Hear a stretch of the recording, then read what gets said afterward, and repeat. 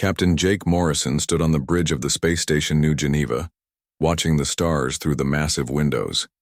He had been stationed here for 3 years, protecting the trade routes between Earth and the outer colonies.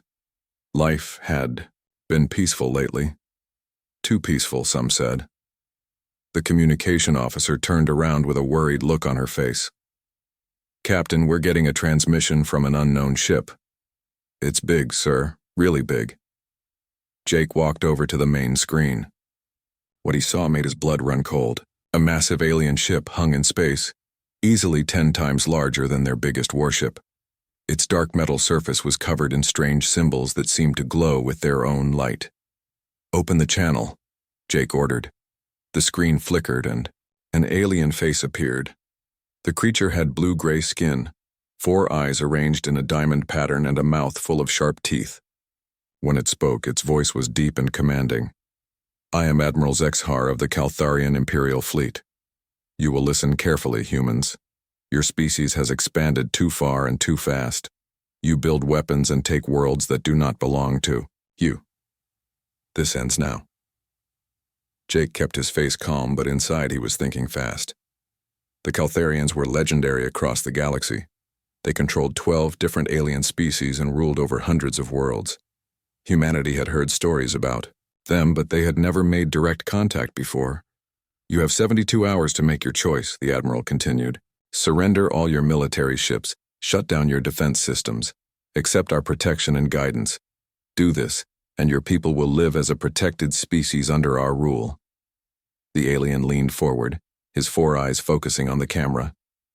"Refuse, and we will take your worlds by force.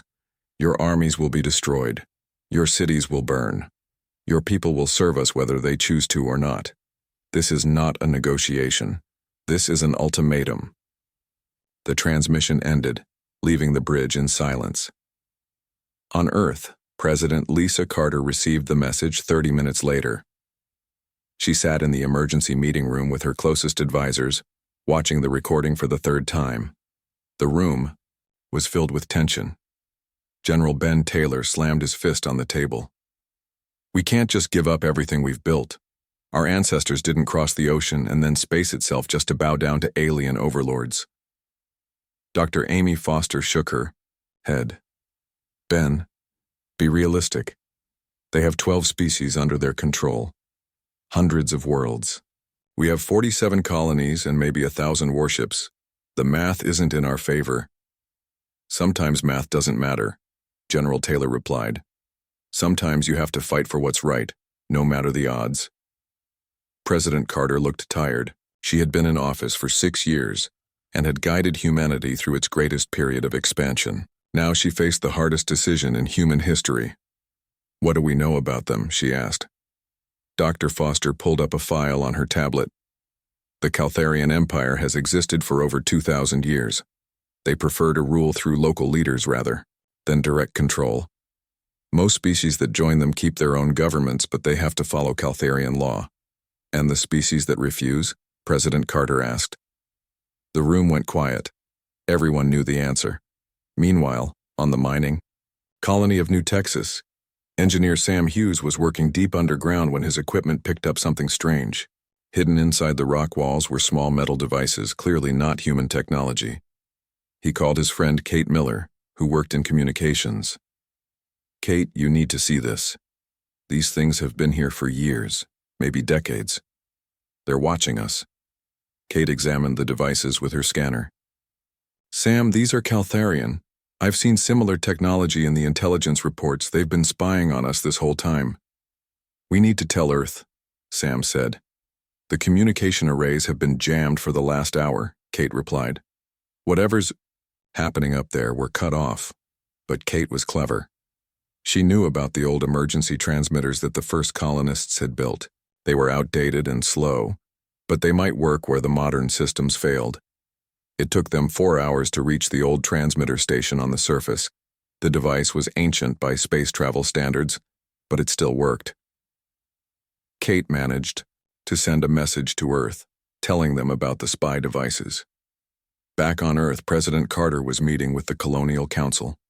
Representatives from all 47 human worlds had gathered by video link to discuss their response to the ultimatum. The mining colonies can hold out for maybe 6 months if they go underground, reported the representative from New Texas. The agricultural worlds can't. They need open sky and sun. What about evacuation? Asked the representative from Green Valley. General Taylor shook his head. We don't have enough ships to evacuate 47 worlds. Even if we did, where would we go? President Carter stood up and walked to the window. Below her, the lights of the capital city sparkled in the darkness.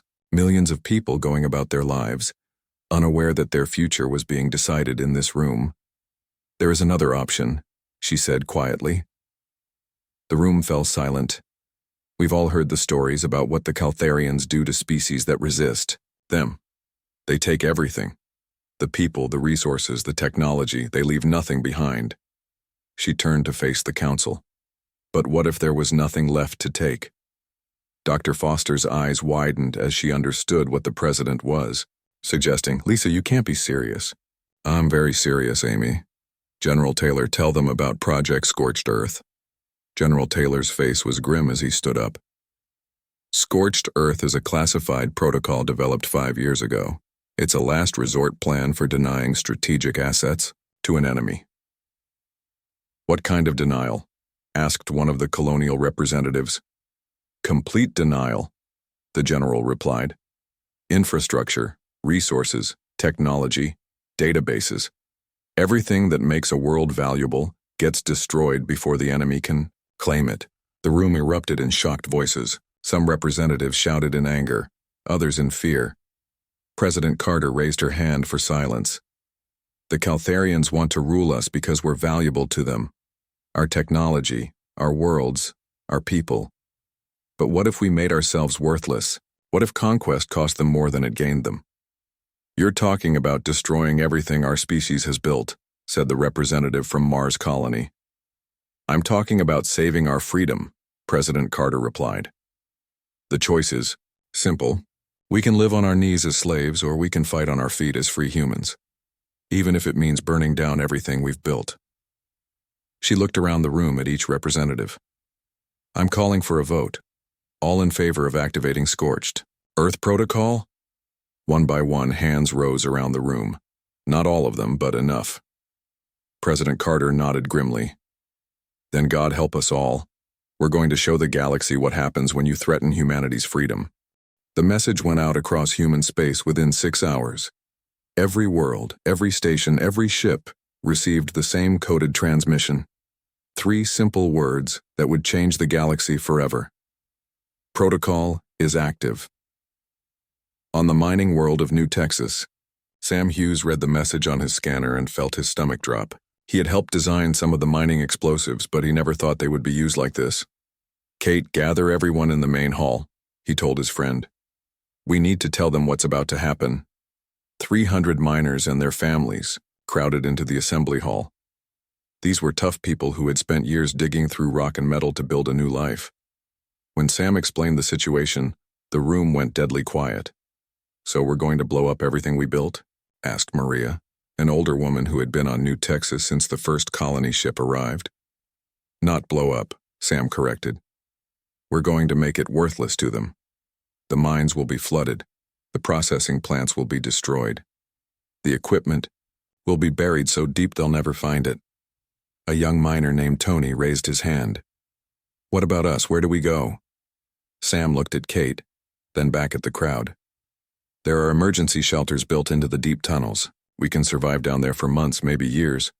But we have to make this world look dead first. The work began immediately.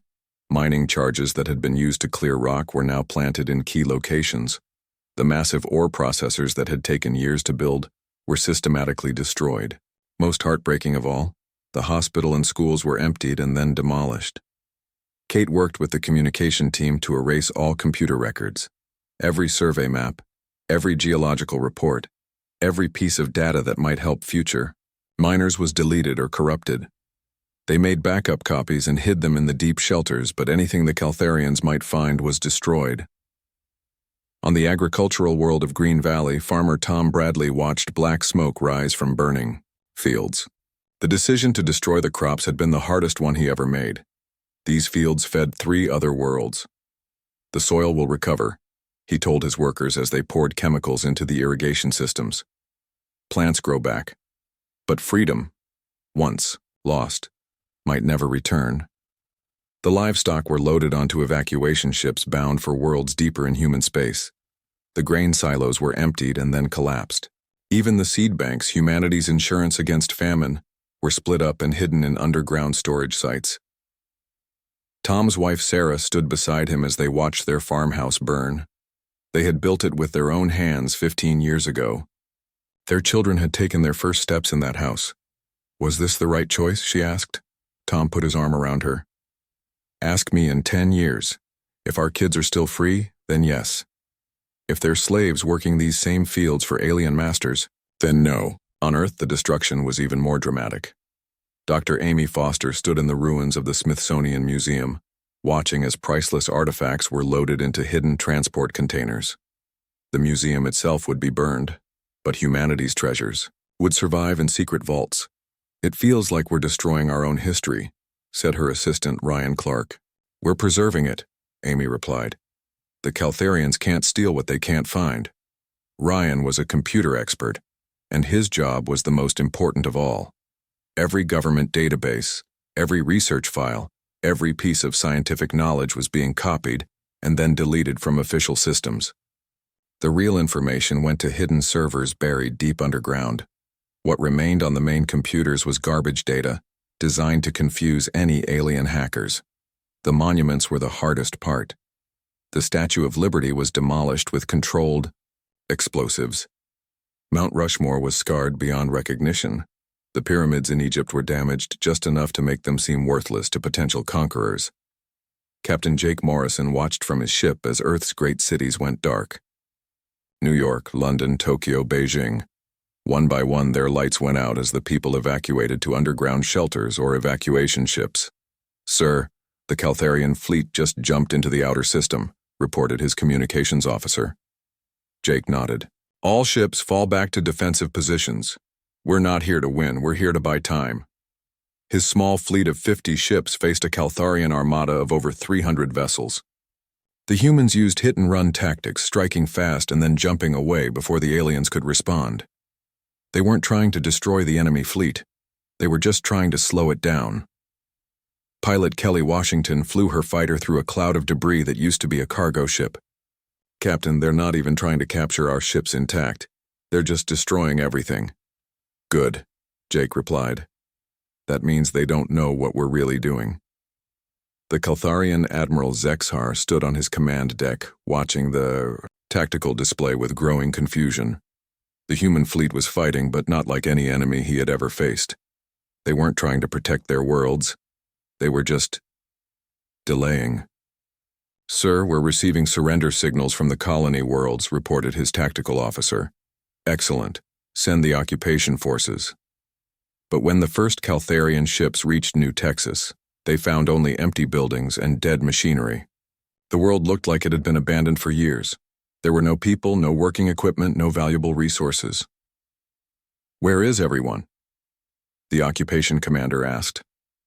Similar reports came in from world after world. Green Valley was a wasteland of burned fields and poisoned soil. The industrial worlds were filled with destroyed factories and empty warehouses.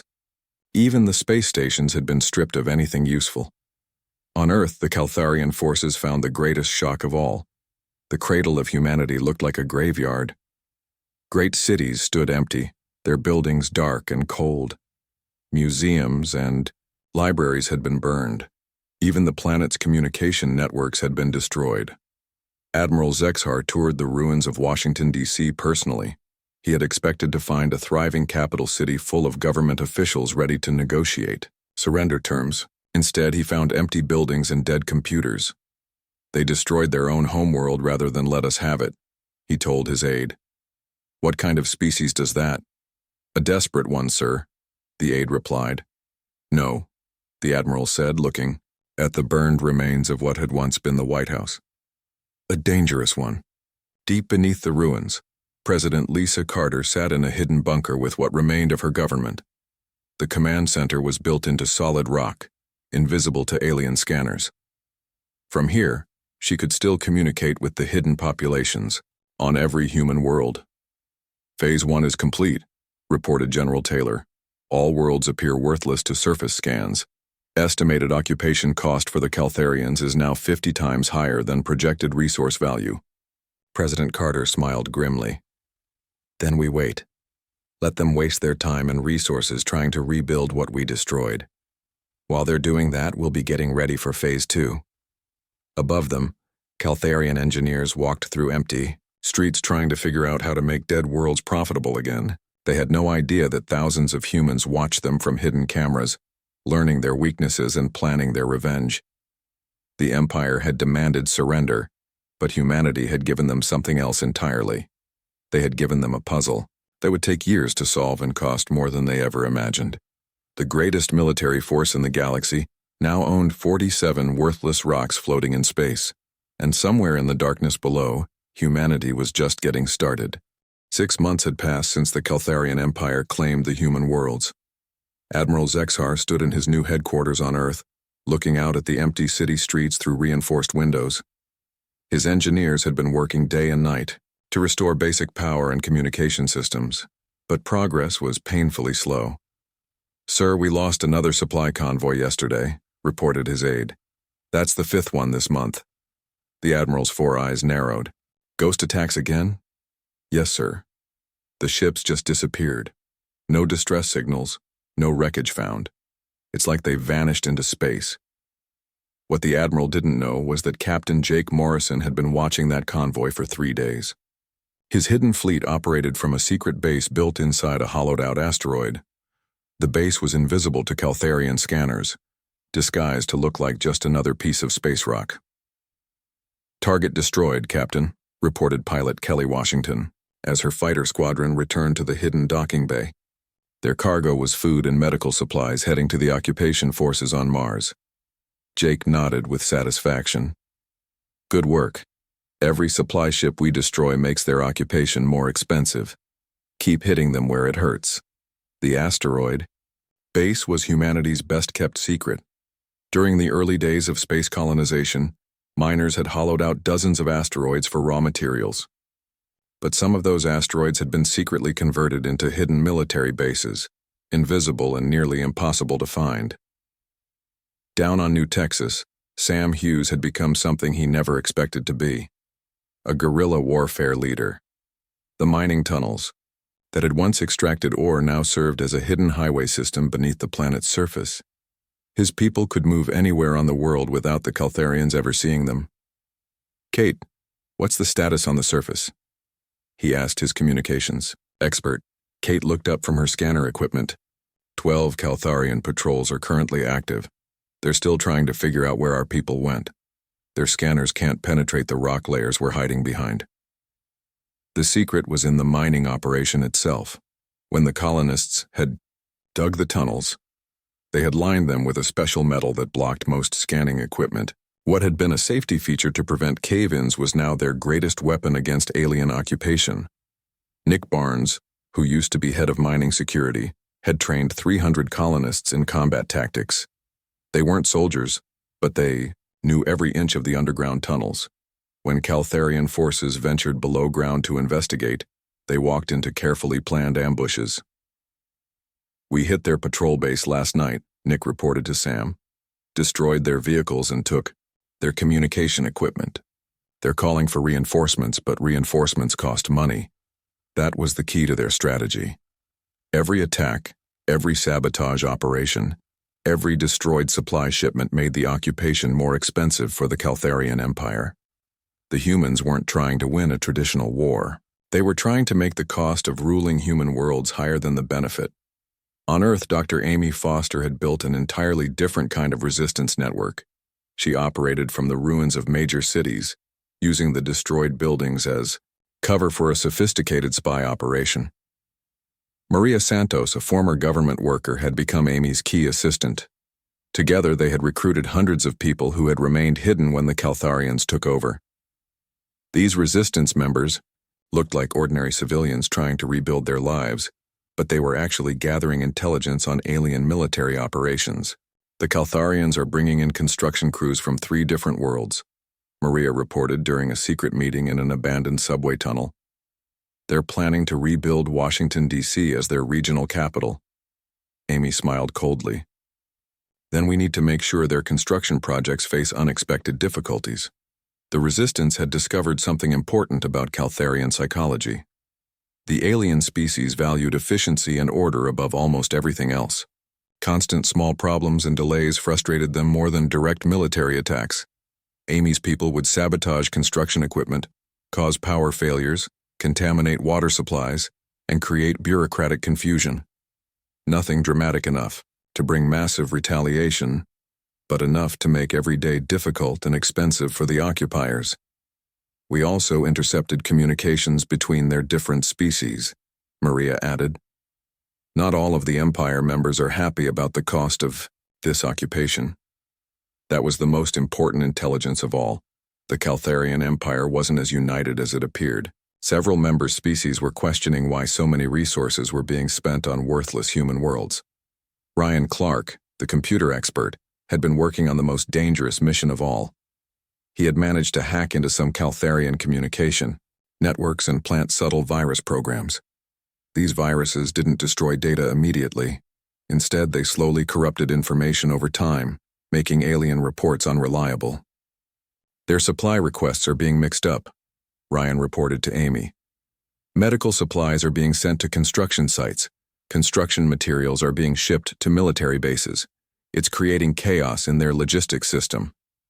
Meanwhile, Captain Jake Morrison's hidden fleet had grown larger. Word of human resistance had spread to other species in the galaxy, and some alien merchants were secretly selling weapons and supplies to the human fighters. The Empire had many enemies who were happy to see the Caltharians struggling. We intercepted a message from Admiral Zexhar to the Imperial High Council, Kelly Washington reported after returning from a reconnaissance mission. He's asking for more troops and ships. Jake studied the intelligence report. How many more? Double what he has now. He says the human worlds are costing 10 times more to occupy than originally projected. That news spread quickly through the resistance networks. On every human world, hidden fighters celebrated the small victory. They were winning the economic war even while losing the military one. On Green Valley, former farmer Tom Bradley had organized his own resistance cell. The agricultural world was particularly valuable to the Caltharians who wanted to restart food production. But every time they planted new crops, mysterious plant diseases would appear. Every time they brought in new livestock, the animals would get sick. The soil treatment is working perfectly, Tom reported to his wife Sarah as they watched Caltharian workers struggle with another failed harvest. They don't know that we poisoned the fields with compounds that only affect their food crops. Human plants will grow fine once we neutralize the chemicals, but their crops will fail for years. The psychological effect on the Caltharians was becoming obvious. Their soldiers were nervous and angry. Their engineers were frustrated by constant equipment failures. Their administrators were overwhelmed by problems that seemed to have no solutions. Admiral Zexhar received daily reports of new problems. Construction delays, supply shortages, equipment failures, communication breakdowns, and mysterious attacks that seemed to come from nowhere. His staff was working around the clock just to maintain basic control. Sir, the High Council is demanding a cost analysis of the human occupation, his aide reported nervously. The Admiral's expression darkened. In 6 months, they had spent enormous resources and gained almost nothing of value. The human worlds remained worthless. The resistance showed no signs of weakening, and the cost kept rising. Tell the High Council that we need more time, he ordered. But deep down, Admiral Zexhar was beginning to suspect that humanity had planned this outcome from the very beginning. The humans hadn't just destroyed their worlds to spite their conquerors. They had created a trap that was slowly bleeding the Empire dry. In the hidden tunnels beneath New Texas, Sam Hughes looked at a map showing resistance activities across all 47 human worlds. Red dots marked successful operations. Blue, Dots showed hidden bases and green dots indicated supply caches still undiscovered by alien forces. "They think they conquered us," he said to Kate and Nick. "But we're the ones in control. Every day they stay here costs them more than they can afford. Every day we get stronger." The Empire's demand for surrender had backfired completely. Instead of gaining valuable worlds and obedient subjects, they had inherited a nightmare that was slowly destroying them from within. 2 years had passed since the Caltharian occupation began, and Admiral Zexhar was losing his mind. He stood in his command center on Earth, staring at reports that made no sense. Equipment failed for no reason. Supply convoys vanished without a trace. Construction projects collapsed just before completion. "Sir, we have another problem," his aide said nervously. "The medical staff on Mars Colony is reporting a strange illness among our troops." The Admiral's 4 eyes focused sharply. "What kind of illness?" "Respiratory problems, sir. It only affects Caltharian physiology. The other Empire species seem immune." What the Admiral didn't know was that Dr. Claire Morgan was working in a hidden laboratory, deep beneath the ruins of Chicago. She had been Earth's leading expert in biological warfare before the invasion, and she had spent 2 years developing something very special.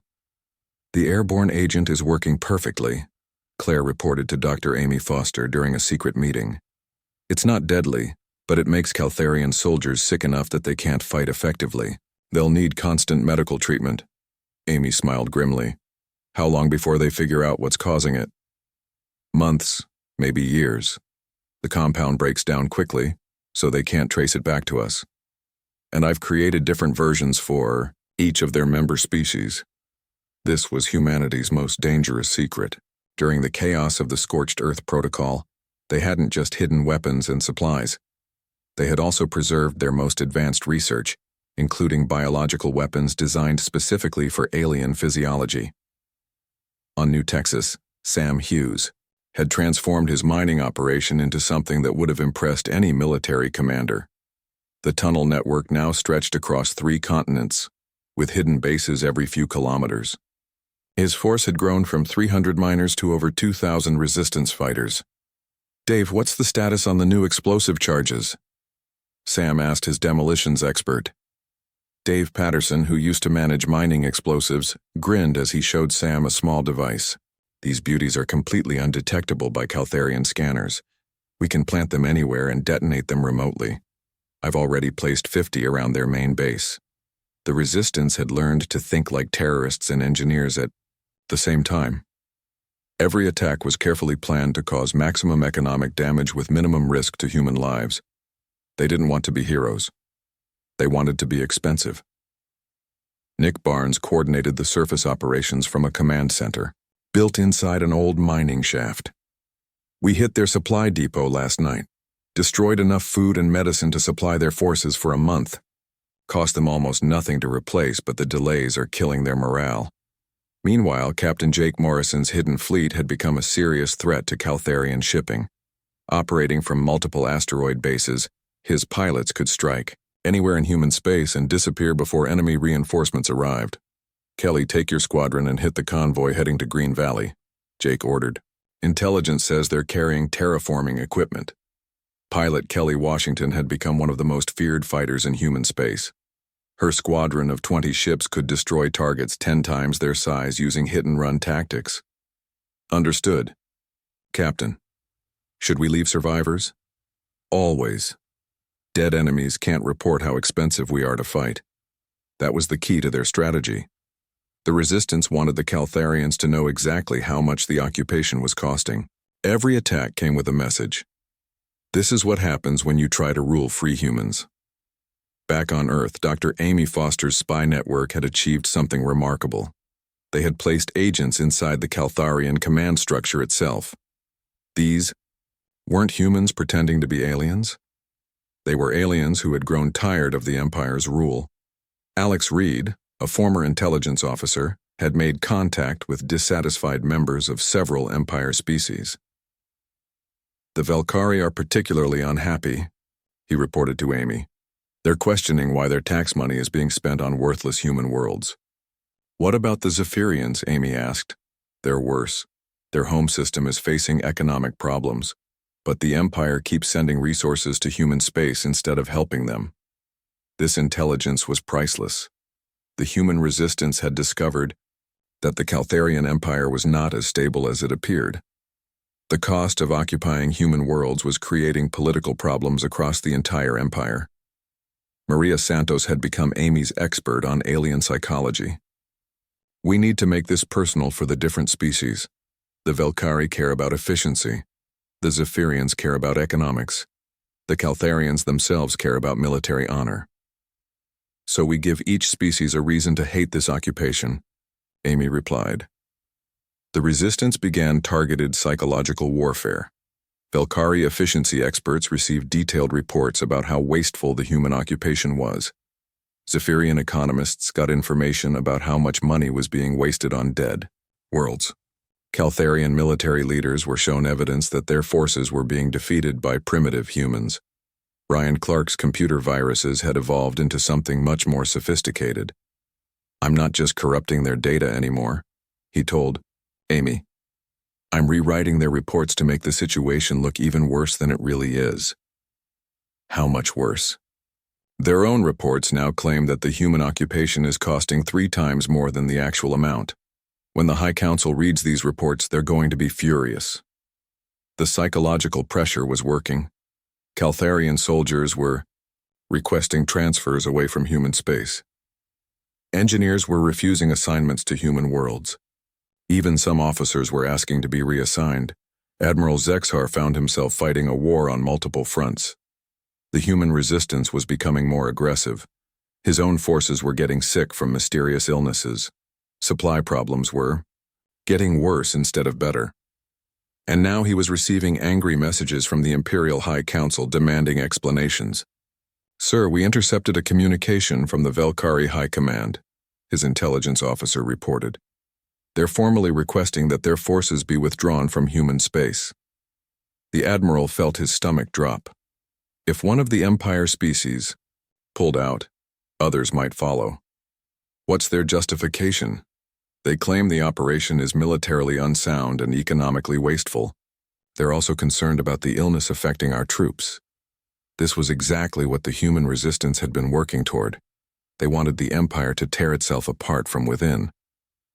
On Green Valley, Tom Bradley watched Caltharian workers abandon another construction project.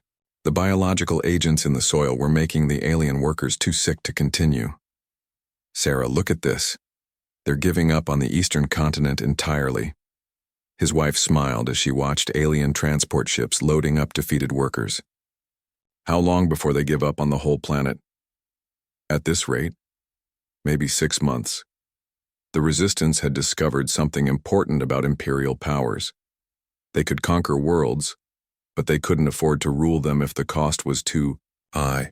Every day the Caltharians stayed in human space, they lost money, resources, and political support from their own people. Dr. Claire Morgan was working on her most ambitious project yet. I've developed a compound that will make their food taste terrible, she told Amy during their weekly meeting. Not poisonous, just disgusting.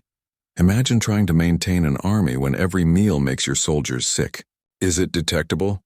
Not by their current technology, and it only affects alien taste receptors. Human food will taste normal to us. Admiral Zexhar received the weekly cost report and felt his career ending before his eyes. The human worlds were costing the Empire more money than the richest planets in their territory generated. Military expenses were through the roof. Medical costs were climbing daily. Construction projects were failing faster than they could be started. Sir, the High Council has requested your immediate presence on the homeworld, his aide said quietly. The Admiral knew what that meant.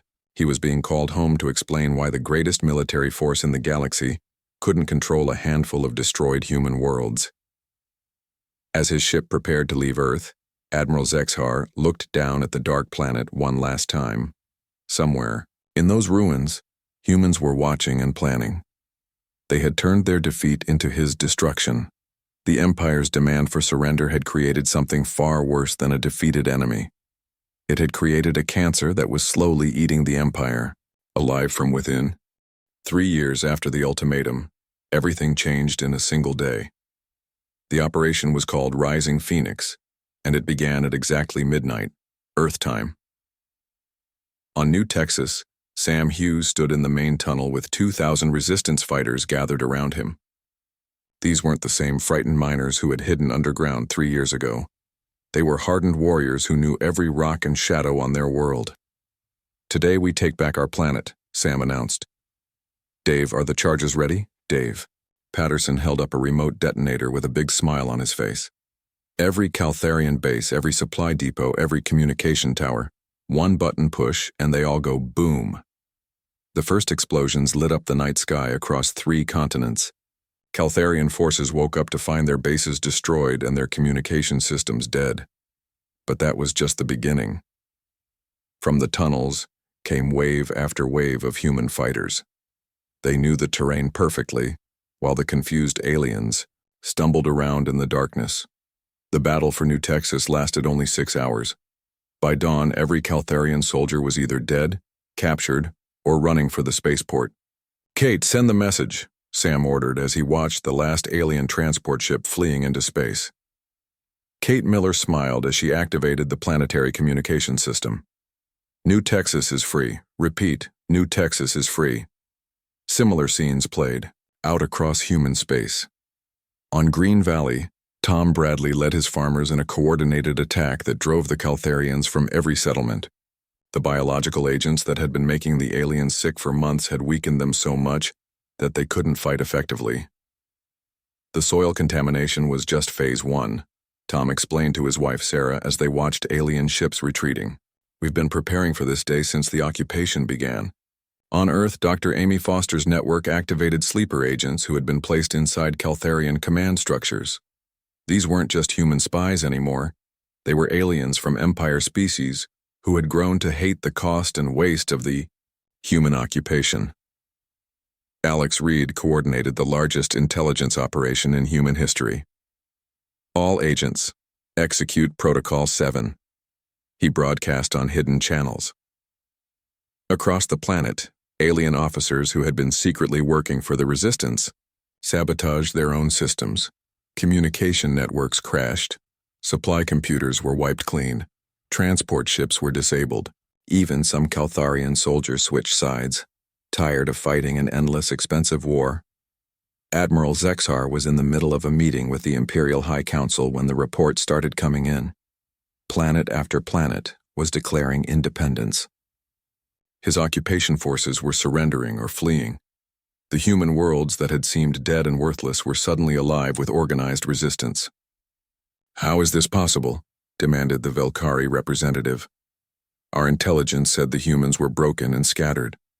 "They lied to us," the Admiral realized with growing horror. "Everything we saw was fake. The destroyed cities, the empty worlds, the scattered resistance. It was all planned." Captain Jake Morrison's hidden fleet emerged from their asteroid bases for the final assault. His ships had been secretly reinforced with alien technology bought from Empire enemies. What had started as 50 human vessels was now a fleet of 300 ships with crews from a dozen different species. "All ships attack formation," Jake ordered as they approached the main Caltharian fleet.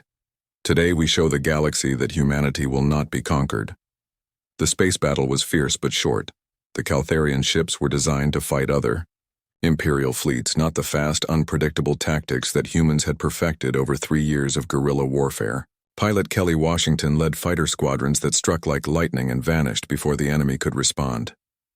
"Their flagship is retreating," Kelly reported with satisfaction. "Admiral Zexar is running away." But the most shocking revelation was still to come. On world after world, as the Caltharian forces retreated, the ground began to open up. Hidden elevators and passages revealed vast underground cities that had been thriving throughout the occupation. On New Texas, massive platforms rose from concealed shafts carrying intact mining equipment and thousands of colonists who had never left. The destroyed world had been functioning perfectly beneath the surface. Sam Hughes stood on the main platform as it reached ground level, looking out at a crowd of people he hadn't seen in 3 years. "Welcome back to the surface," he announced. "We have work to do." The same scene repeated across human space. Green Valley's poisoned soil was quickly treated with neutralizing compounds, revealing fields that were ready for immediate planting. Earth's ruined cities were rebuilt in days using prefabricated sections that had been waiting in underground storage. President Lisa Carter emerged from her hidden bunker to address the galaxy from a rebuilt White House. The speech was broadcast on every communication channel in known space. 3 years ago, the Caltharian Empire demanded our surrender, she began. They wanted our worlds, our resources, and our freedom. We chose to give them something else instead. The camera showed images of Caltharian forces in full retreat, of human worlds coming back to life, of alien species celebrating the Empire's defeat. We gave them the most expensive lesson in galactic history. We showed them that some things cannot be taken by force. Freedom is not a resource that can be harvested. It is a choice that must be respected. Admiral Zexhar watched the broadcast from his flagship as it fled human space. Around him, his officers stared in stunned silence. They had been played perfectly by a species they had considered primitive. "Sir, the High Council is demanding your immediate return," his aide reported. The admiral knew his career was over. The greatest military disaster in Empire history had happened under his command. But worse than that, he had been outwitted by humans who had turned apparent defeat into total victory. Dr. Claire Morgan stood in her rebuilt laboratory, analyzing the final reports from her biological warfare program. "The compounds we used weren't just weapons," she explained to Amy Foster. "They were designed to break down completely after 3 years. By the time we launched Rising Phoenix, there was no trace left of what we had done." "So we look like the innocent victims who finally fought back," Amy realized. "Exactly. The galaxy will see the Empire as bullies who got what they deserved." The political consequences spread quickly across the galaxy. 3 Empire species formally withdrew from the Caltharian alliance, citing the disaster of the human occupation. Others demanded major reforms in how the Empire operated.